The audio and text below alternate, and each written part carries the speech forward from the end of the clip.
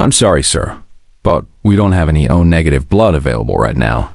The hospital nurse says as 76-year-old Carl Peterson sits desperately beside his unconscious 45-year-old son's hospital bed.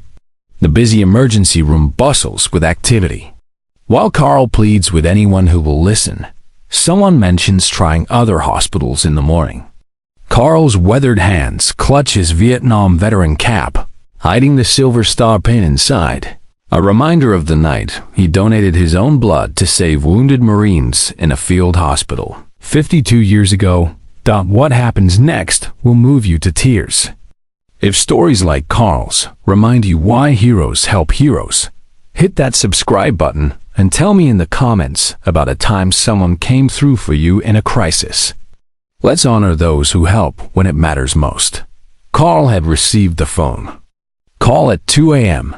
His son Danny had been in a car accident. Internal bleeding. Critical condition.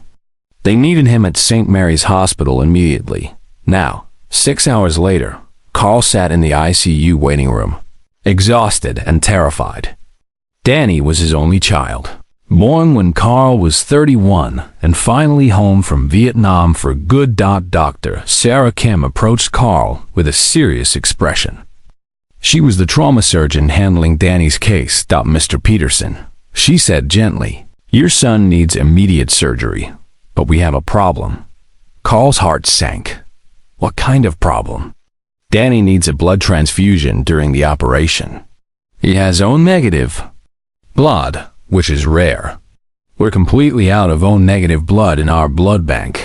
Carl stood up quickly. I'm O-negative. Take mine. Dr. Kim shook her head. Sir, I appreciate that, but you're 76 years old.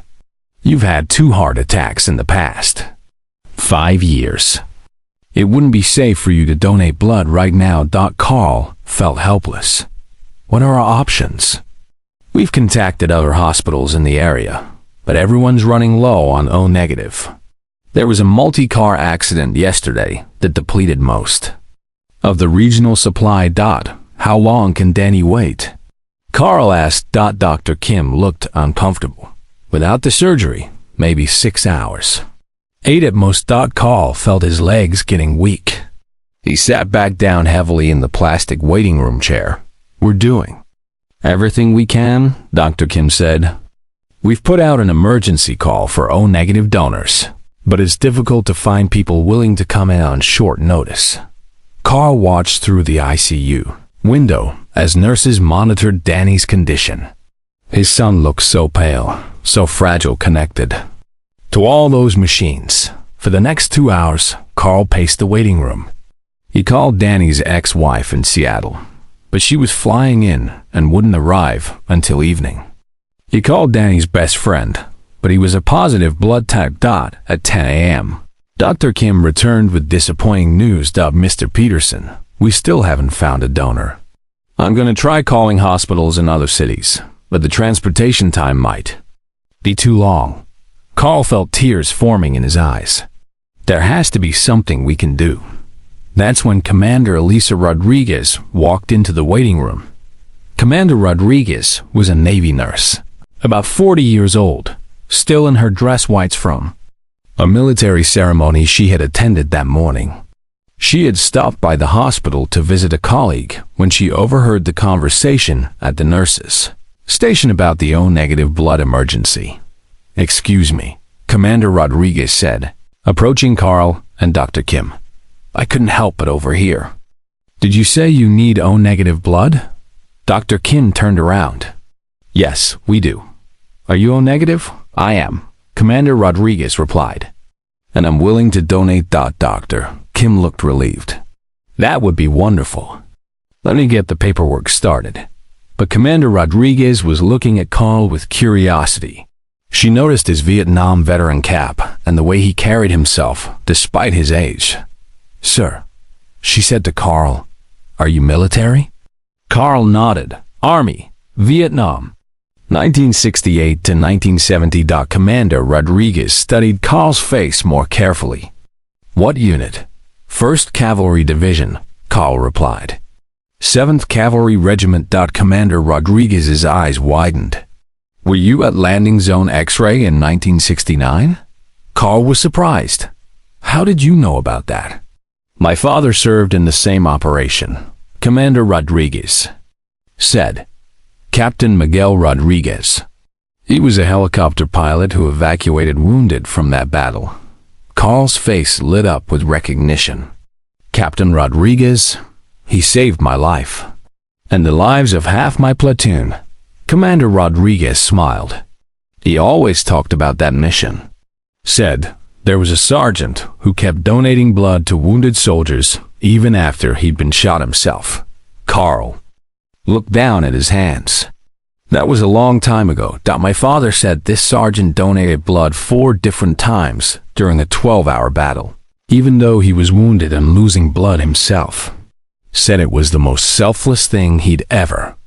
And Dr. Kim was listening with growing amazement. Commander Rodriguez continued. My father described you perfectly.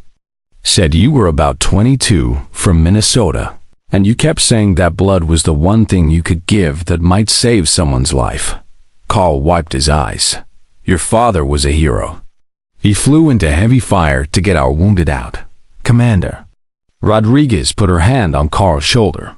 He always said the real hero was the sergeant who gave his blood to keep soldiers alive until they could be evacuated.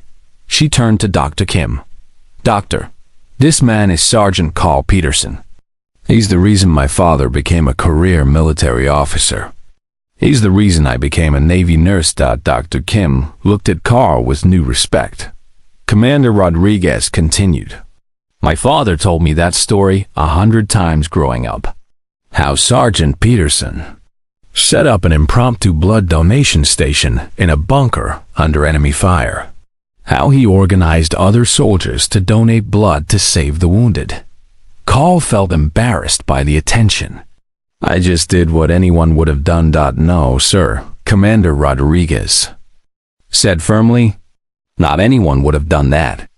You saved 17 lives that day by organizing blood donations under impossible conditions.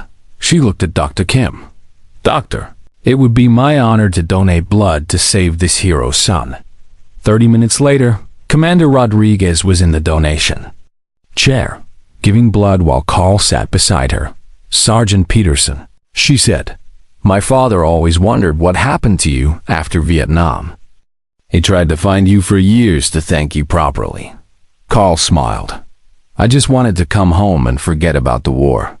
I never thought anyone would remember. My father never forgot. Commander Rodriguez replied. He named me Lisa after the nurse who helped you organize blood donations that day. Lieutenant Lisa Chen. Carl's eyes filled with tears. Lisa Chen, I remember her. She was incredible. My father said she died in your arms after the bunker took a direct hit. Carl nodded, unable to speak. Commander Rodriguez continued. He said you kept donating blood even after losing her, even after being wounded yourself. Even when you were in shock and should have been evacuated, the blood donation was complete, and within an hour, Danny was in surgery. Dr. Kim came out 3 hours later with good news. The surgery was successful. Danny was stable and would make a full recovery. Carl broke down crying with relief. Commander Rodriguez stayed with Carl until Danny woke up that evening. When Danny learned what had happened, he insisted on meeting the Navy officer who had saved his life. Commander Rodriguez, Danny said weakly from his hospital bed. How can I ever thank you? You don't thank me, she replied. You thank your father. He's the one who showed me what it means to give of yourself to save others. She turned to Carl. Sergeant Peterson, my father is retired now and lives in San Diego. He would be honored to meet you again after all these years. Carl smiled. I'd like that very much. 3 months later, Carl flew to San Diego to meet Captain Rodriguez, now 78 years old. The two veterans spent hours sharing stories and remembering fallen comrades. Captain Rodriguez presented Carl with a photo from that day in 1969.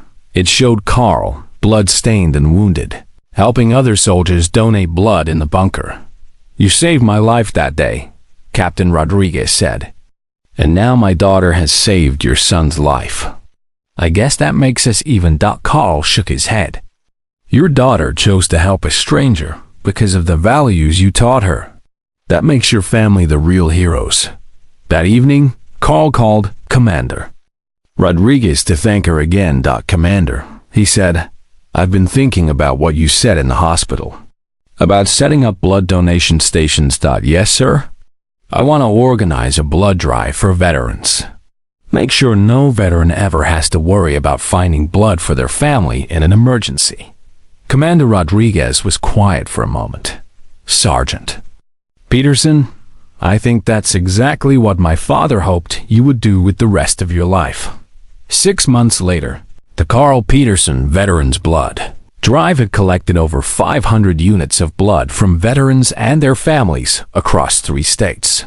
Danny, fully recovered, helped organize the events and spoke about how a Navy officer's recognition of his father's service had saved his life. At the 1-year anniversary event, Carl stood before a crowd of veterans and their families.